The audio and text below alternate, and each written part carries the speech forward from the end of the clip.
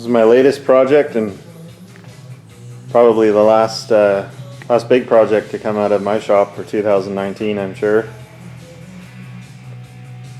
Seeing as it's the 18th of December today, and even if I want to work through the holidays, other than Christmas, obviously, not working Christmas, not that bad. Even if I want to work the powder coating shop and stuff like that, it's going to be mostly shut up, so along with everywhere else. Anyways, this tag trailer here, it's the first triaxle I built. It's the fourth tilt deck I've built, but the first triaxle. It's also the first one I haven't used my own suspension on. The other ones being tandems. I just made walking beams and my own axles and everything, but this one here I ended up using some aftermarket airbag suspension that I've never used before, so hopefully it works out okay. Yeah, I also used heavier actuators in this one since the trailer's a little bit bigger. So, I don't know, I can't remember how much longer, but this one's at least 2 or 3 inches longer than the tandem axles were, maybe even more. So yeah, went with L16 actuators in this one instead of the L12s. This is a bumper that's going to go with it. It's drilled for RC 4-wheel drive pintle hitch. Yeah, I don't know, yeah, you should be able to see that. I drilled several different patterns on the reach so that you can adjust the height. And I also got an actuator on for a jack on this one, so that'll be remote control as well. Yeah, anyway, it's got RC 4-wheel drive rims and tires on it there.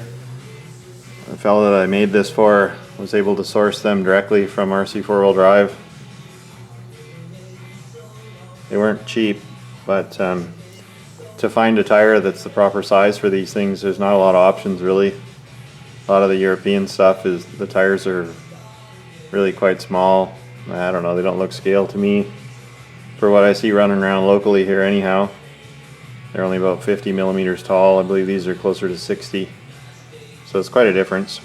I assume also that there's a lot more rolling resistance to the smaller tires if you're actually using it off-road. I got all these D-hooks on here, D-rings I should say. Put a bunch of those on there. So yeah, I think there's a dozen of them in total. A couple on the deck there. Also on this one, because we're using the S-type actuators, I made this little compartment here with a little trap door on the top, using some brass dollhouse hinges. The hinges aren't very strong, of course, being so small, so I'm a little concerned about that, but I think they'll be okay. All the weight is, you know, generally supported on this end, I would think, so hopefully there's not a lot of weight back here, otherwise it might bend those. But yeah, anyway, powder coating looks flawless. Great job, Ronnie. I think the new technique helped. It's pretty damn sweet, even if I do say so myself.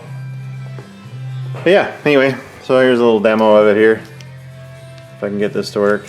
My little haywire drill setup that I use here. I use a trigger out of a 12-volt drill for control on this stuff. Anyways, you can see it actually goes up a little further in case the ground's not level. And then, yeah, see it under there. Boards are all stained underneath and everything. I gotta make some mud flaps for this yet. I'll do that in the morning. It's 10 after 6 at night here. Already I didn't get home until about 2 o'clock, so I was doing some Christmas shopping. How about that, eh? But yeah, they got it done overnight with powder coating, and so here I am. I'm ahead of schedule, thinking that life is good. So I'll make up some flaps, get them bolted on there. There's some brackets machined there. It's basically the last thing I got to do. I just wanted to post a video so that Nick could see it. But yeah, I'll put some flaps on there, and then otherwise I think she's ready to go. So make a shipping box in the morning and figure all that out, and hopefully get it out before the holiday. Oh, I made this little crank handle on here too. It does turn. Obviously it's not doing anything, but it is there for the look. And then there's little chains here, but I don't have any hooks to put on the ends, so hopefully you can find some of those that'll fit in the loops that I put on the bumper. Anyhow, that's that. Cool beans.